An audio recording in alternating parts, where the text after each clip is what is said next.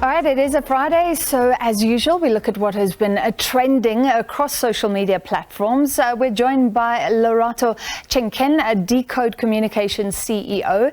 Lorato, thank you for being with us. Let's start with hashtag national shutdown because it's 3 days away. How much activity is there around that hashtag, and give us some of the nuances within that? Good evening, Francis. This must be the story of the year, right? When the EFF announced a few weeks ago that there will be on the 20th of March shutting down the country in, the biggest demand being the asking for President Cyril Ramaphosa to step down. Of course, linking him to a lot of crises, the energy crisis, unemployment crisis, and many others. Of course, Julius Malema is, one that is not known to hold punches whenever, he's either holding press briefings. And when he did recently, when they were talking about the party's 10th anniversary, of course, you saw from, you could see from that instance that the country was starting to be a little bit divided, and some, worried about the threatening kind of language that was coming with the sentiment. Of course, many people therefore supporting the strike. Interestingly, the biggest conversations between, or at least for the past 2 or 3 days, have been one on how seemingly while the EFF has the right to protest and to strike, they are fearful that the strikes will not, be peaceful. And secondly, which is the other thing that a lot of South Africans are increasingly becoming angry, that it looks like when the police, the security arm of our country, when they want to respond adequately to issues of crime and safety, they actually have the manpower and the willpower. All right, and obviously the activity will continue across the weekend as well. We heard from Nat Joint earlier saying they're also watching social media because there has been some activity possibly pointing to retail stores being targeted. Thank you for watching that for us. Let's look at what else has been trending. Bongani Baloyi and his former party, Action SA.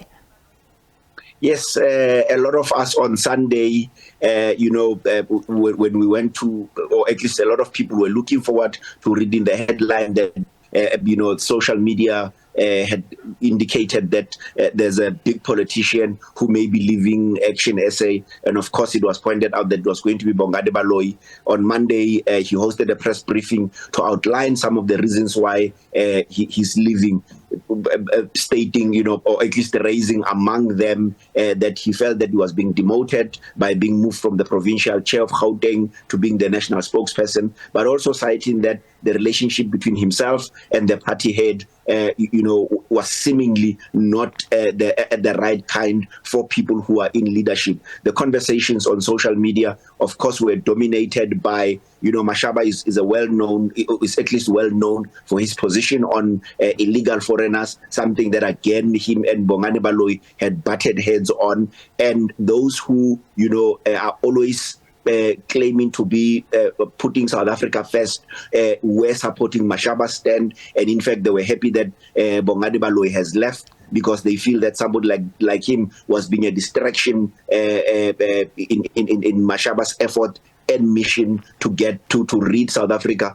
of illegal foreigners. And of course, those who believe that Baloyi is a very successful politician who is young, who seemingly should be the future in politics and should have made something out of Action SA, sadly had to leave. But the mudslinging as well as it continued on social or on media platforms, with the chairperson of Action SA, Michael Brumont, making interviews belittling Baloyi's achievement, saying he comes from a far-flung municipality in the Vaal, which is nothing to celebrate, and that continued, or at least sustained, the conversations on social media for ever since that press briefing on Monday. All right, so some coming out in support of Bongani Baloyi, some coming out in support of Herman Mashaba.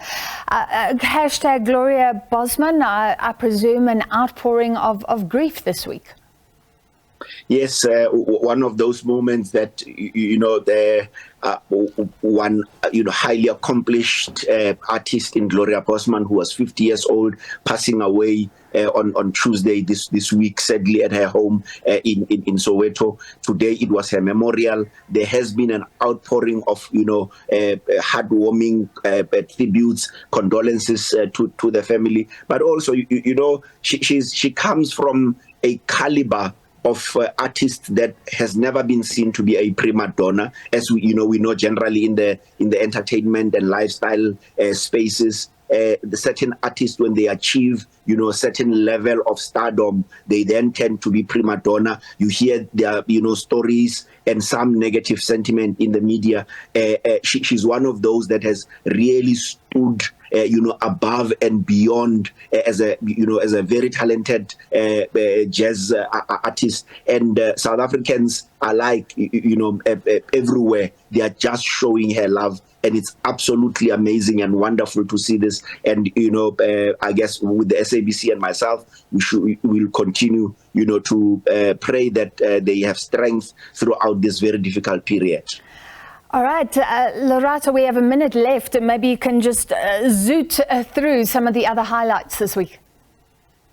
The other one is the horror story of this year of Thabo Bester, known as the Facebook rapist. It's a story that is going to go on for some time. He was said to have there was a fire in a prison that he was incarcerated last year in Mangaung, and a body was found. Now this afternoon at the press briefing, Minister of Police, Minister Beitele, confirmed that the DNA did confirm that in fact it was not his body. It is going to end, but also it shows the best thing about social media, that while ground up news, a news publication had corroborated the information when they found out that Thabo Bester, who was meant to have been incarcerated for having killed one young woman, having raped other young women, is actually living his best life. But social media helped in indicating that in fact he may be roaming the streets.